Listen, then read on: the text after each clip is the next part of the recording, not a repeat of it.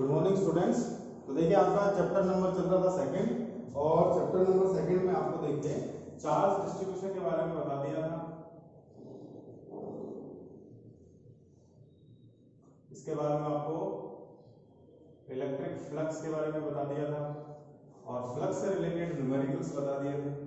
आज देखिए अपन पॉइंट पढ़ते हैं गॉस लॉ।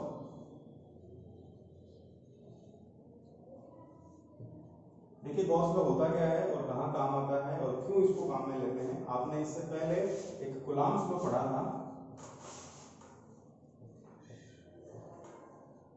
और कूलम्ब्स लॉ से देखिए आपने क्या क्या फाइंड किया था।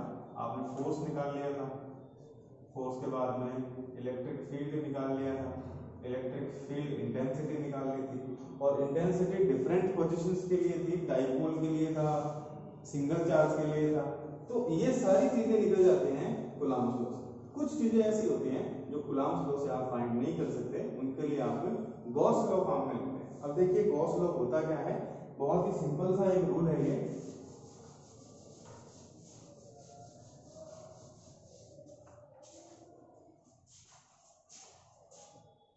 एक साइंटिस्ट थे कार्ल फ्रिडरिच गाउस, उन्होंने ये नियम बताया था और बहुत ही इजी है। इसमें एक ही सिचुएशन है सिर्फ कि आपका जो लूप है वो क्लोज्ड होना चाहिए। लूप अगर क्लोज कहीं होगा तो वहां पर आप गॉस लॉ काम में ले सकते हैं। आप लूप क्लोज कैसे होगा, अकॉर्डिंग टू फिजिक्स अपने पास तीन शेप ऐसी होती हैं जिनको आप क्लोज लूप मान सकते हैं। एक तो है आपका स्फीयर, स्फीयर के बाद में है क्यूब और एक होता है आपका सिलेंडर। इन तीन शेप को आप क्लोज लूप मान सकते हैं और इन क्लोज लूप के लिए अगर आपको कोई भी कैलकुलेशन हो, जैसे कि आपको इलेक्ट्रिक फील्ड इंटेंसिटी फाइंड करनी हो, इलेक्ट्रिक फील्ड या इलेक्ट्रिक फ्लक्स निकालना हो, तो वहां पे आप गॉस लॉ या गॉस थ्योरम काम में ले सकते हैं। तो देखिए गॉस थ्योरम होती क्या है।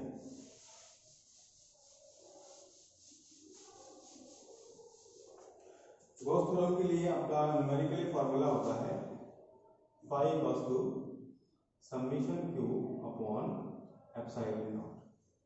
इसको मैं दो तरह से लिख सकता हूँ, phi equals to summation q into 1 upon epsilon naught या phi equals to summation q upon epsilon naught. Summation q का मतलब यहाँ पर होता है total charge on system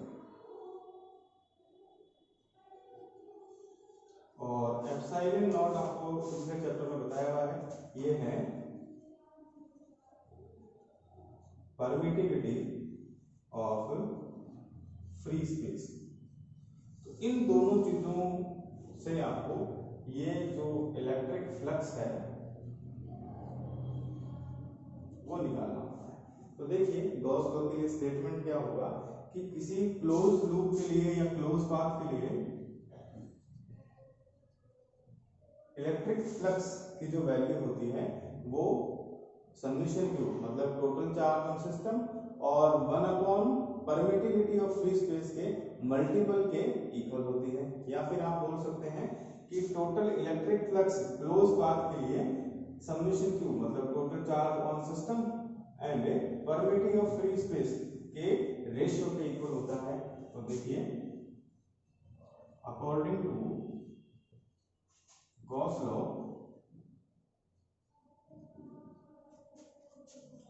electric flux through a closed loop is equal to the product of total charge on system summation q and 1 upon epsilon. ये हुआ आपका Gauss law के लिए statement. According to Gauss law electric flux through a closed loop is equal to the product of total charge on system and 1 upon epsilon naught, where epsilon naught is permittivity of free space। तो यहां से आपके पास equation बनेगा phi is equals to summation q upon epsilon naught. और phi flux के लिए आपको फॉर्मूला पिछले चैप्टर में पिछले टॉपिक में बताया था, phi इक्वल्स टू होता है E dot ds vector quantities में। अब क्लोज लूप के लिए देखो क्या करते हैं, यहाँ पर क्लोज लूप बना देते हैं। तो ये जो इंटीग्रेशन साइन हुआ ये क्लोज लूप के लिए हुआ। तो यहाँ से आपके पास फाइनली इक्वेशन बनेगा integration for closed loop E dot ds vector equals to summation q upon epsilon naught. ये हो गया आपका गॉस लॉ। और यहाँ पे जो एप्सिलॉन नॉट है इसकी वैल्यू रखते हैं 8.85 इंटू 10 टू पावर -12। यूनिट आपको बताया हुआ है coulomb square upon newton metre square. ये गॉस लॉ में वैल्यूज होती हैं। तो देखिए अब यहाँ पे आपके सामने एप्सिलॉन नॉट आया तो फ्री स्पेस के लिए होता है। अगर कहीं पे मीडियम आ जाता है तो मीडियम के लिए फ्लक्स आप चेंज कर सकते हैं। फ्लक्स के लिए दोनों वैल्यूज आपको बताई हुई है कि अगर आउटगोइंग फ्लक्स होता है तो वो पॉजिटिव होगा और इनकमिंग फ्लक्स कहीं होगा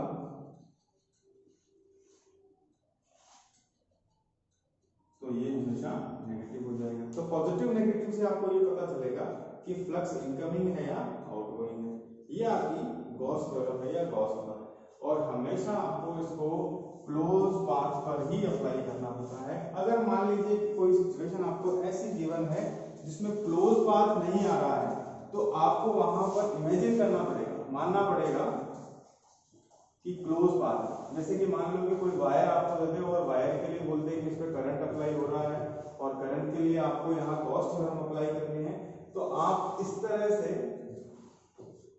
सिलेंड्रिकल शेप एज्यूम कर लेंगे, या फिर आपको कोई पॉइंट अगर दे दे तो उसके लिए आप स्फीयर एज्यूम करेंगे। या तो आपको क्लोज पाथ गिवन होगा, अगर गिवन नहीं है तो आप उसको इमेजिन करेंगे फिर कैलकुलेशन करेंगे। और क्लोज पाथ के लिए हर सरफेस पर फ्लक्स निकलेगा और सारे फ्लक्स को आप अलजेब्रिक ऐड करेंगे तो फाइनल वैल्यू निकल के आएगी, क्योंकि फ्लक्स जो है वो स्केलर क्वांटिटी होता है, आपको पहले बताया हुआ है। इस तरह से देखिए आप यहां से फ्लक्स निकाल सकते हैं, या फिर आप इस इक्वेशन को अप्लाई करके ये बाहर लेके इंटेंसिटी भी फाइंड कर सकते हैं। तो दोनों काम यहां से हो सकते हैं। आप किसी भी सरफेस के लिए यहां से फ्लक्स अप निकाल सकते हैं और किसी भी सरफेस के लिए फील्ड इंटेंसिटी निकाल सकते हैं, या फिर जो मीडियम का इफेक्ट होता है वो भी आप यहां से शो कर सकते हैं।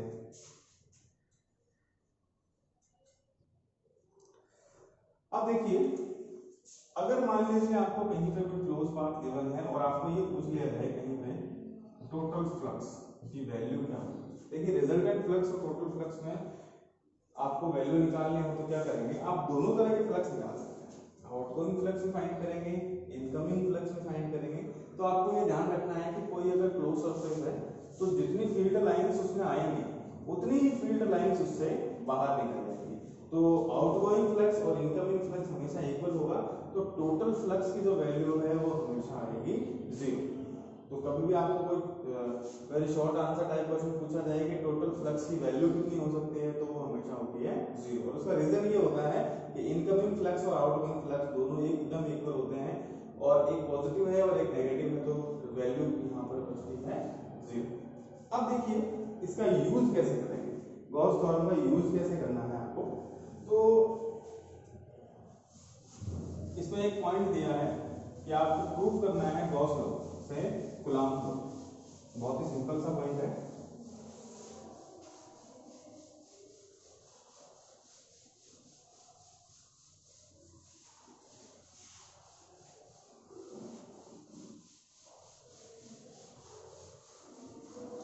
तो इस पॉइंट से पहले आपको देखिए क्यूब एंगल के बारे में बता देता हूं।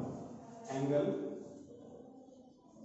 आपको 11th क्लास में पढ़ाया था कि एंगल या जो कोण होता है वो मूल राशि नहीं होती, इसकी कोई मात्रक विमा आप नहीं ले सकते हैं, पर ये एक ऐसी चीज है जिसको मेजर तो कर सकते हैं पर यूनिट इसके लिए नहीं है। तो इसके लिए आप सप्लीमेंट्री यूनिट्स काम में लेते हैं।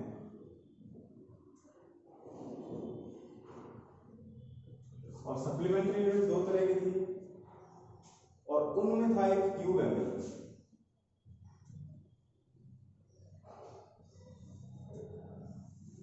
आपको याद होगा। और क्यूब एंगल के लिए आपको वैल्यू बताई थी कि ये फ्री स्पेस के लिए हमेशा 4 पाई होता है।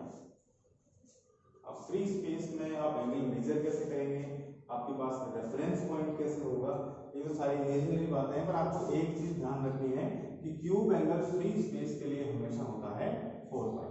अगर इस लॉजिक को आप काम में लेंगे तो आपका अगला पॉइंट हो जाएगा, बहुत ही सिंपल है। तो देखिए पॉइंट का नाम है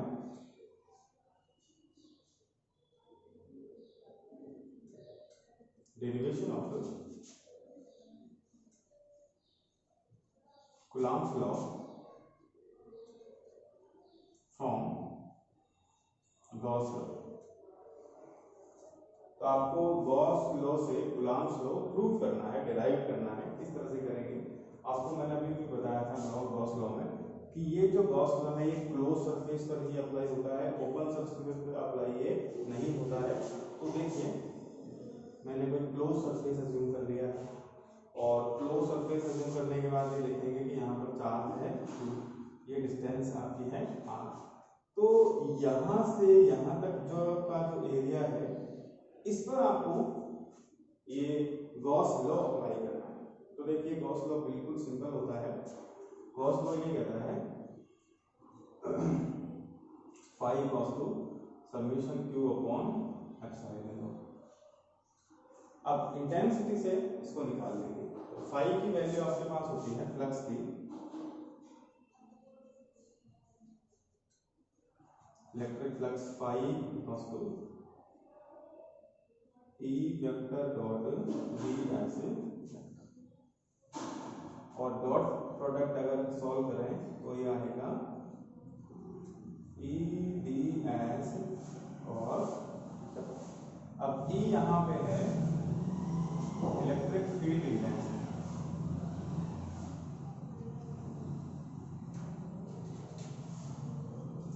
और जिसकी वैल्यू होती है KQ अपॉन R स्क्वायर।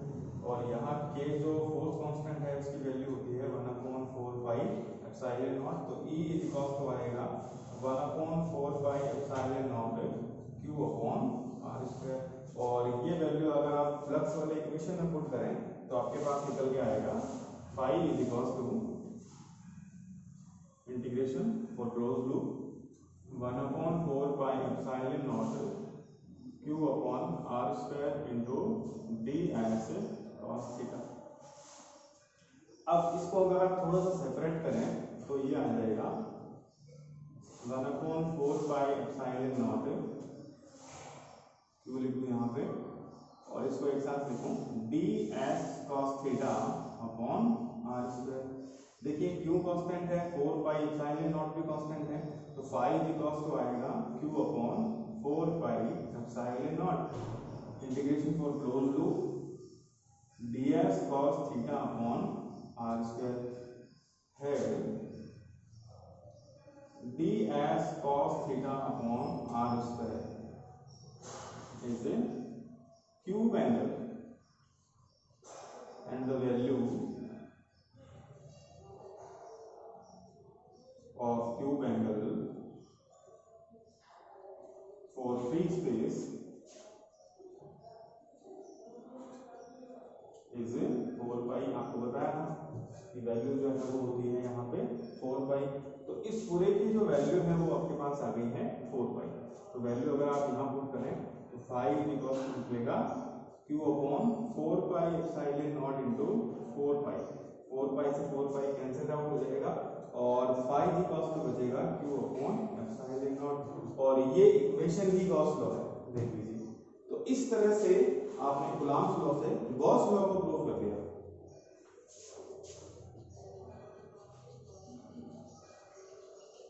ये क्वेश्चन आपके पास 2 बार आया हुआ है, 2014 और 2016 में। बहुत ही सिंपल सा क्वेश्चन है। इसमें कई बार आपको फील्ड इंटेंसिटी भी पूछ ली जाती है, तो आप यहाँ से फील्ड इंटेंसिटी निकाल सकते हैं और अगर आपको टोटल चार्ज ये बोल दिया जाए कि 3 या 4 वहाँ पे चार्ज है, तो उसके लिए आप यहाँ पर सबमिशन वैल्यू भी ले सकते हैं। क्योंकि मैंने यहाँ पर सिंगल चार्ज दिया था इसलिए वैल्यू मेरे पास है केवल क्यों आई थी। अगर आपको मोर देन 2 चार्जेस यहाँ पे गिवन है तो यहाँ पर आप सबमिशन क्यों लगा सकते हैं। इस तरह से आपका सॉल्यूशन हो जाएगा derivation of Coulomb's law from Gauss law. अब इससे जुड़े हुए कुछ क्वेश्चंस आपकी बुक में दिए हुए हैं, वो भी आपको सॉल्व करके देखने हैं। तो आपकी बुक में देखिए एग्जांपल दिया हुआ है, एग्जांपल नंबर है 2.6 एंड 2.7, दोनों आप इसमें सॉल्व करके देखें। तो देखिए क्वेश्चन नंबर है आपकी बुक का एग्जांपल है 2.6। इसमें आपको ये पूछा है 0.03 मीटर रेडियस का एक स्फीयर है और उसके सेंटर पर 7.6 माइक्रोकूलम का चार्ज है। तो आपको वहां पर फ्लक्स की वैल्यू पूछी है।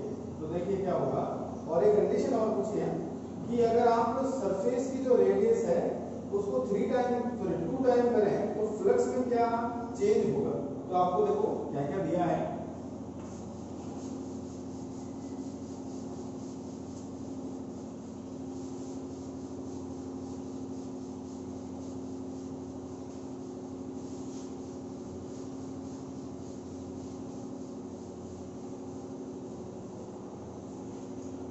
एग्जाम्पल नंबर है आपका 2.6 और ये दिया है कि कोई स्फीयर है, स्फीयर का रेडियस दिया है और चार्ज दिया है। तो रेडियस आपको गिवन है यहाँ पे 0.03 मीटर और चार्ज आपको गिवन है यहाँ पे 7.6 माइक्रोग्राम। और कंडीशन दी है इसमें कि अगर आप इसकी रेडियस को डबल कर दें तो फ्लक्स में क्या चेंज होगा। तो देखिए आपको यहां दिखाई दे रहा है कि एक क्लोज सरफेस है और क्लोज सरफेस के लिए आप गॉस थ्योरम अप्लाई करेंगे। तो according to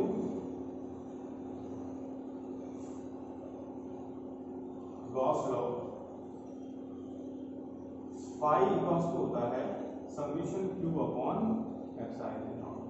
summation q total charge की वैल्यू है, तो यहाँ पे दी हुई है 7.6, तो फाई इक्वल्स टू आ जाएगा 7.6 into 10 to the power -6 coulomb upon epsilon not होता है 8.85 into 10 to the power -12।